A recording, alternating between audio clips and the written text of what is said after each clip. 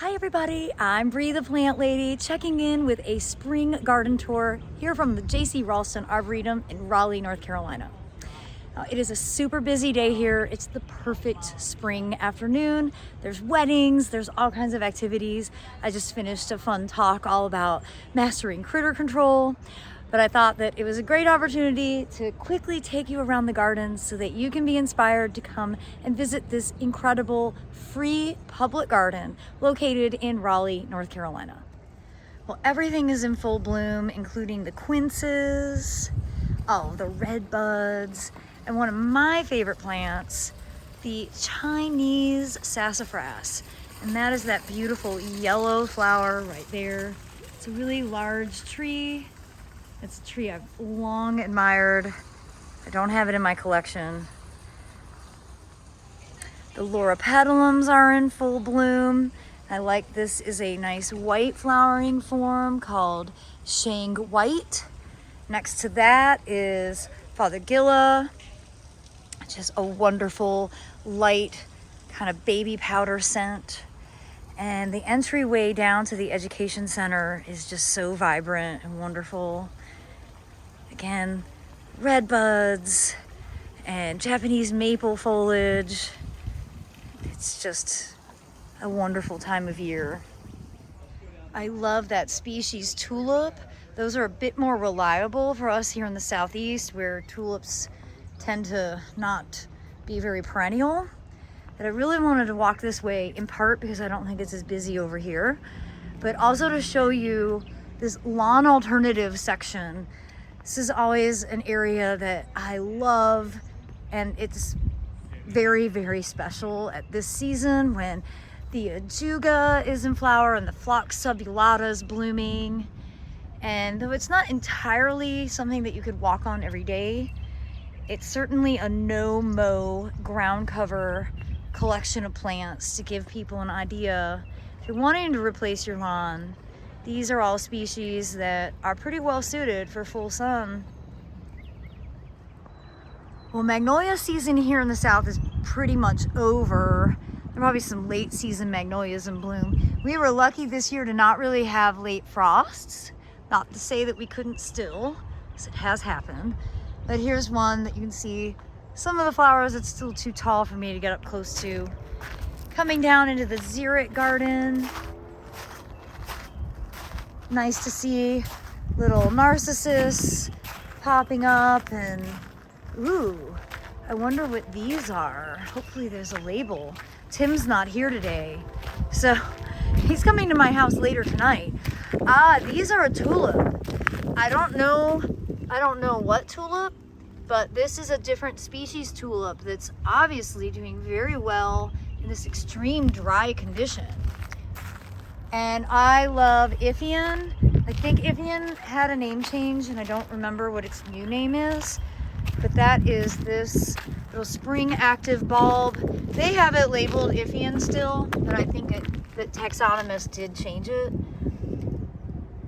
It has often kind of been used in turf areas, and it's only active now. It's cool season, blooms now, and then it disappears all summer. It's a really charming, wonderfully scented little bulb. Well, the last time I did a tour here, these hellebores were really just starting to bloom. You can see they're looking great still.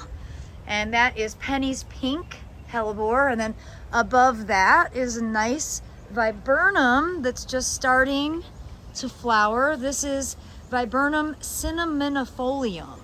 So it kind of has a cinnamon or cinnamomum-like leaf and a nice white flower cluster. It's so magical when all the redbuds are in full bloom. When we come along here, I am sure that Asian Valley is full of dynamic colors and awesomeness. So let's take a quick stroll this way. And Iris japonica is in bloom. I'd say this is a plant that has a potentially invasive quality, but it is a nice evergreen that is good for ground plane coverage, but be wary of its spreading habit. There are so many fragrances right now. And of course the Japanese maple foliage is always so special at this time of year. We've got tree peonies in bloom, and I'm racing over here to see this awesome evergreen magnolia. So this is Magnolia laevifolia, Gail's favorite. I believe this is actually one that was bred in New Zealand, and they kind of called the banana tree. They have banana scented flowers. They're so beautiful. Oftentimes late frost wipes these out, so this year is really quite special. Well, here at the geophyte border, the tulips are really reigning supreme, and I wish I knew more about these species. I don't know anything about them. Of course, this border changes dramatically over the course of the growing season, and it's all bulbous plant material, so it's all stuff that tends to be very drought tolerant. I'm really impressed with the tulips. When I was here in February, Tim was talking about these, but now I can see why he's so charmed by them. Really quite exquisite. And I just love seeing how they're basically naturalized. So I'm assuming they're seeding themselves, and of course they're all summer dormant. And look at that. I definitely need to get some of these and try them at my house, because I would love to have some perennial self-naturalizing tulips in my gardens. I mentioned Iffy earlier. Here is a really nice purpley blue variety called Jessie. That is really quite beautiful. Well, walking here along the perennial border, it's always so awesome to see this change week by week. I won't be able to get up to the Arboretum as frequently this spring as I would ideally, but right now the loropetalum are awesome, and this is a perfect example of why you shouldn't be trying to put them in meatball form. Let them grow into the shrub that they're supposed to be. You get this awesome flower display. This is, I don't see a label, so I don't know what cultivar, but it's fantastic. And it's so much more elegant instead of being sheared into a round ball for no good reason. We can see again some of the late season deciduous magnolias. The foliage is already starting to come out. Remember, those were actually blooming when I was here back in February. And thrilled to see that this beautiful peach is still flowering. This is actually kind of late for our region. We are on, I think we're on March 28th or 9th today. And which one is it? Bonfire. Fabulous. So one of my favorite trees at the Arboretum is this dogwood. And I realize it's not something that everybody would care about, but this is Cornus Florida subspecies urbaniana. And what's really unique about it is it's got these fused petals. So you see, ordinarily they like more of the shape of a star. This is like a perfect circle. And for many years, when I was working as a propagator, this was like the holy grail. I was the only one producing it. And I was actually propagating it from the plant here. They had several trees at that time. And my target for anybody who's interested in propagation is to get these low juvenile pieces. And this is actually the right time to be sticking it. Softwood, recently emerged, has the best vigor for rooting. Better to root than graft, believe it or not. And you get this super unique flower habit of the fused petals. What really is so exciting to see so many people here enjoying the Arboretum. This is like one of Raleigh's best kept secrets, and it's free, open to the public 7 days a week. I think its hours are dusk to dawn. But I'm walking this way because I want to find out what this very pale flower is, and I feel like it's definitely a redbud, and I want a redbud that's this color. So this is Cercis canadensis SJO. Cotton candy. Okay, cotton candy is probably the trade name, and I love it. It's so unique and different compared to the traditional, more magenta color of a redbud. The Ralston Arboretum has a fabulous redbud collection. I have done redbud specific videos from here in the past, and it's all because of the efforts of Dr. Denny Warner, who has really changed the redbud world from his extensive breeding. Now I'm gonna be on the lookout, try and get this to bring home. Well, this bioswale has quickly become one of my favorite, I guess, quote, rain garden installations, because it actually does seem to be functioning correctly. They've got great diversity of plants. There's not one species that's sort of overwhelming. And when we have really wet events, this holds water, but all these plants are also quite capable of tolerating the reality of how dry we have been and how dry we are becoming.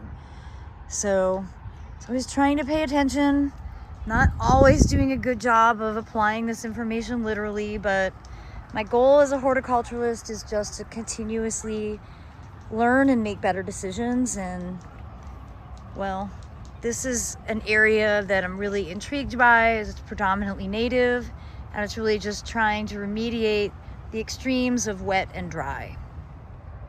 Now, I know I said I'm not going to do a redbud specific video, but I can't help it because there's so many in here. So I want you to acknowledge the differences, the flower colors and the shapes of the trees, and understand that there's so much diversity represented in the genus Cercis. And there's just nothing prettier a late March day than seeing redbuds in bloom.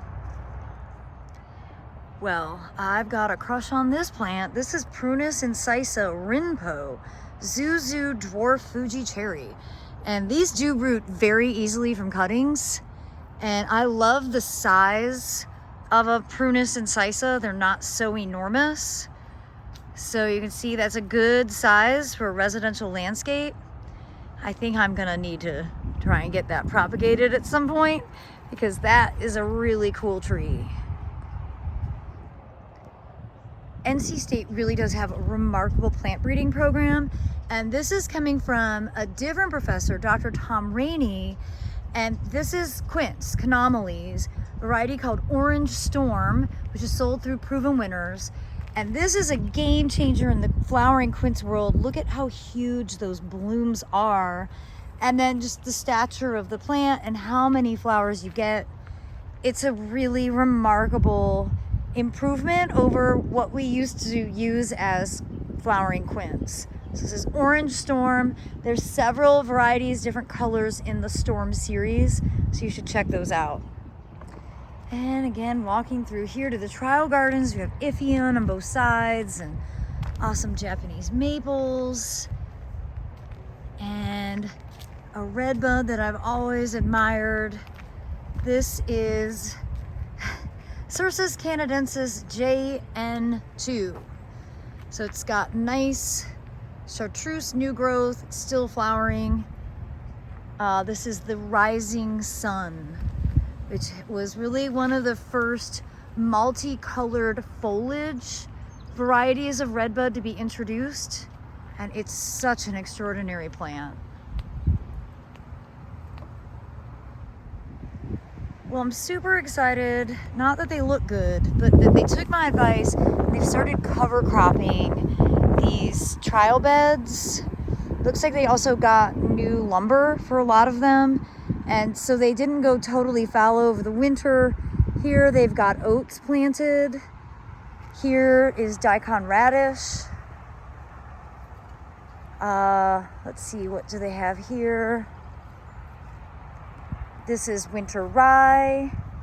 Looks like it's peas, although peas really need to be planted with oats. They shouldn't be planted by themselves. They don't grow vigorously enough. You can really see, a lot of weeds are establishing in there. But it's a great habit to get into to just help reduce the weed seeds and really, increase the organic matter. I'm glad to see they put up a sign discussing cover crops. I've been telling them for a decade that they should do this, and I'm so happy it's finally happened. I'm sure soon these trial beds will be full of spring annuals or summer annuals that will get tested here for their tolerance of living in North Carolina. So if you followed me for a while, you know that I irrationally love this cherry. This is Prunus Yukon. I did get it propagated. It has these huge flowers. I've got it planted at home.